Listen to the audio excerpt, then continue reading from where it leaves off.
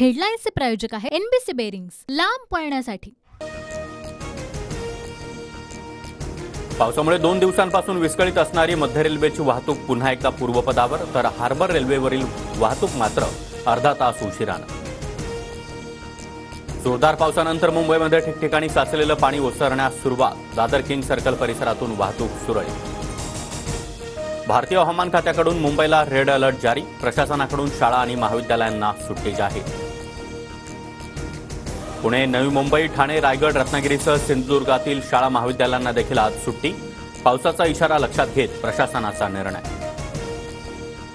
मुंबईला red alert देण्यात आल्यामुळे महानगरपालिकेची यंत्रणा सज्ज।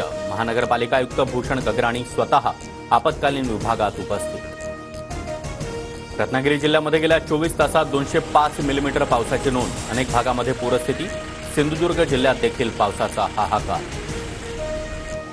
पावसाळ्यामध्ये कोकणातल्या घाटमाथ्यावरचं सौंदर्य खुललं। ड्रोनच्या माध्यमातून खास कोकणातल्या घाटांचं विलोभनीय दृश्य समोर।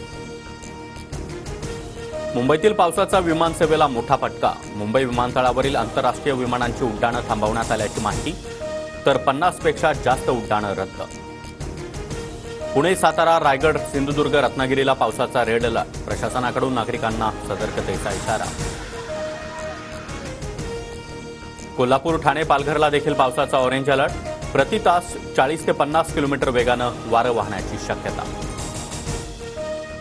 वसंत मोरे आज ठाकरे गटामध्ये प्रवेश करणार। मातोश्रीवर उद्धव ठाकरे यांच्या उपस्थितीमध्ये पक्षप्रवेश होणार। शक्ती प्रदर्शन करत वसंत मोरे मुंबईकडे रवाना होणार। भाजपचे माजी आमदार सुधाकर भालेराव शरद पवार गटात जाणार। 11 जुलैला मुंबईमध्ये शरद पवारांच्या उपस्थितीत पक्षप्रवेश। मुसळधार पावसानंतर मुंबईच्या धरणसाठ्यामध्ये वाढ। धरणातील पाणीसाठा 18%वर। तुळशी आणि विहार जलाशयातील पाणीसाठा देखील वाढला। मुसळधार पावसामुळे काल दिवसभरामध्ये मध्य रेल्वेच्या 800 लोकल फेऱ्या रद्द। स्थानकांवर प्रचंड गर्दी। प्रवाशांचे मोठे हाल। अनेकांचा रुळांवरून प्रवास। राज्यातील अप्पर पोलीस महासंचालक आणि महानिरीक्षक दर्जाच्या 15 पोलीस अधिकाऱ्यांच्या बदल्या। सुरेश मेखला वाहतूक विभागाच्या अप्पर पोलीस महासंचालकपदी।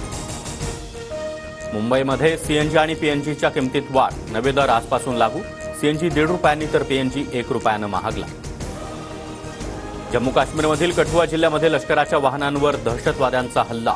5 जवान शहीद तर 4 जवान जखमी। हेडलाईन्सचे प्रायोजक आहे एनबीसी बेरिंग्स, लांब पळण्यासाठी।